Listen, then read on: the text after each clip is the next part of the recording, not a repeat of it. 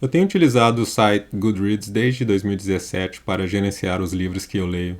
Eu demorei a me adaptar aos livros digitais, mas por volta de 2017 eu fiz a transição para o mundo digital. Eu ainda compro e leio livros físicos, mas em menor número desde então.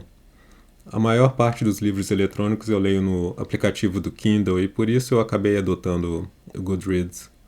Eu estava olhando minha lista de livros no Goodreads e me deparei com as minhas notas sobre o livro Deep Work do Cal Newport, o que me inspirou a fazer esse vídeo. Eu li Deep Work um pouco depois do seu lançamento em 2016. Nessa época eu lia bastante livros todo ano e me lembro de ter lido a maior parte das referências citadas pelo autor. Imagino que por isso o Deep Work não teve um grande impacto na minha vida na época. A maior parte do conteúdo não era novidade. Ao mesmo tempo, eu achei o livro um bom sumário e uma rica fonte de referências sobre produtividade. Produtividade é um tema recorrente que, de tempos em tempos, eu acabo revendo, consumindo novos livros e adaptando pequenas lições aqui e ali na minha rotina. O tema principal de Deep Work é a ideia de trabalho com foco e intenção. O livro começa vendendo a ideia de que existe uma demanda no mercado para Deep Work e que é necessário foco para aprender e executar em um nível de elite profissional. Eu concordo com a premissa, mas pessoalmente o que mais me fascina sobre foco e intenção em nossas atividades não são os frutos profissionais. Claro, mais dinheiro é sempre bem-vindo, mas na minha experiência existe algo transcendental em me desligar do mundo, me focar e me esforçar para aprender algum tópico que não domino ou executar alguma tarefa não trivial. Sangue, suor e lágrima. É cansativo, mas ao mesmo tempo, à medida que as peças do quebra-cabeça vão se encaixando, eu me sinto energizado e de repente o que era antes complicado se torna simples e ainda mais importante, útil. É uma sensação difícil de explicar, mas a maioria de nós passa por essa experiência em diferentes doses. O livro faz propostas interessantes para que esse processo possa ser replicado com maior facilidade no nosso dia a dia. O autor cita o livro do Sertilange de 1921, The Intellectual Life, que aliás é um excelente livro e que merece o seu próprio vídeo. E é interessante a ligação com um termo mais moderno vindo da psicologia, Deliberate Practice. Deliberate Practice tem duas partes. A primeira parte é o foco e atenção no que você está praticando, e a segunda parte é o feedback que você recebe para que você possa corrigir e aprimorar, delimitando e restringindo o que deve ser melhorado na prática.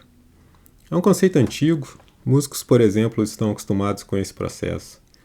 Ainda assim, o termo Deliberate Practice e sua definição são concisas e podem ser aplicadas em várias áreas. Engenharia de software é uma área que tem uma tendência natural para se aplicar essas lições. Por exemplo, você pode estar focado aprendendo um algoritmo complicado e o compilador e testes funcionam como uma ferramenta de feedback.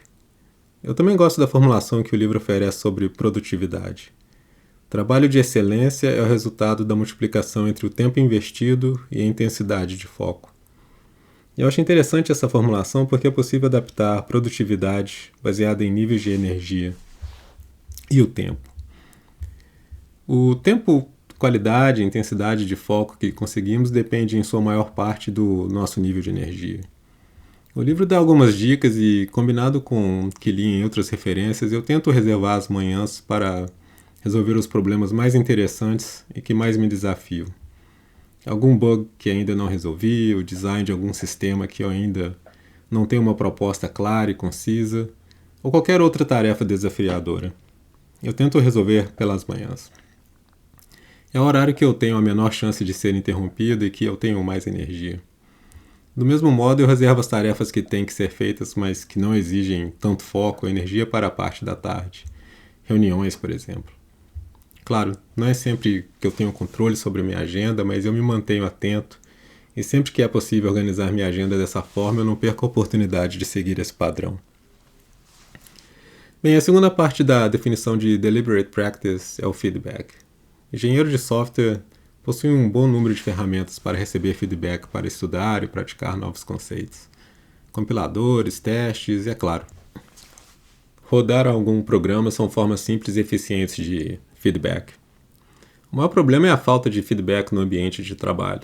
Nem sempre o ambiente de trabalho é claro quanto ao feedback. O que realmente é importante a ser feito, o que afeta os negócios, etc. É fácil se perder e se manter ocupado com um número cada vez maior de tarefas que são inócuas ou que trazem pouco benefício. Pior, tarefas que não exigem foco e atenção e que geram a falsa sensação de produtividade. Antes de começar a trabalhar pela manhã, quando meu nível de energia é maior, eu dou uma olhada no meu arquivo do Org Mode, com a lista de tarefas que pretendo executar durante o dia e tento avaliar quais tarefas são realmente importantes. O interessante de utilizar um outliner como Org Mode é que é possível, em poucas linhas, visualizar não apenas o dia atual, mas o planejamento da semana. É fácil observar o que foi planejado, o que realmente foi executado e definir o que realmente é importante. Eu mencionei que foco e prática é algo transcendental, e é interessante notar que esse conceito é tão antigo quanto a humanidade. Um termo comum que foi cunhado nos anos 90 é flow.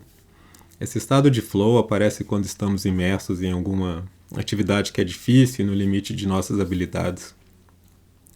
O livro faz algumas referências interessantes, por exemplo, de que é mais fácil ser contentes no trabalho do que em nosso tempo livre, e de que seres humanos se sentem melhores quando imersos em alguma atividade que é desafiadora. Bem, se foco e atenção são benéficos, a ideia de multitasking é o inverso.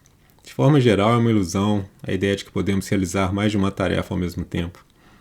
Correlação não é causa, mas ao longo dos anos eu tenho observado que pessoas que estão sempre ocupadas, realizando múltiplas tarefas ao mesmo tempo, tendem a perder o foco no que realmente é importante. Pior, as tarefas realizadas sempre contêm erros e requerem constante revisão. Aqueles pull requests que contêm erros de ortografia, geralmente por falta de atenção, geralmente apresentam a mesma qualidade no código e design. É melhor evitar equipes com esse tipo de comportamento. A segunda parte do livro contém várias dicas e propostas de rotina, mas que na maioria são repetitivas.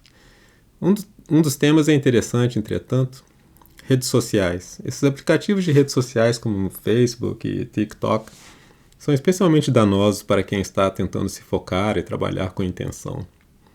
Quando os smartphones foram lançados, eu não demorei para desligar todas as notificações no telefone e apagar os aplicativos como o Facebook. É uma fonte infinita de pequenas doses de dopamina e distração. Desde que comecei esse canal, eu tenho utilizado o Reddit para aprender um pouco mais sobre o pessoal ingressando no mundo de engenharia no Brasil.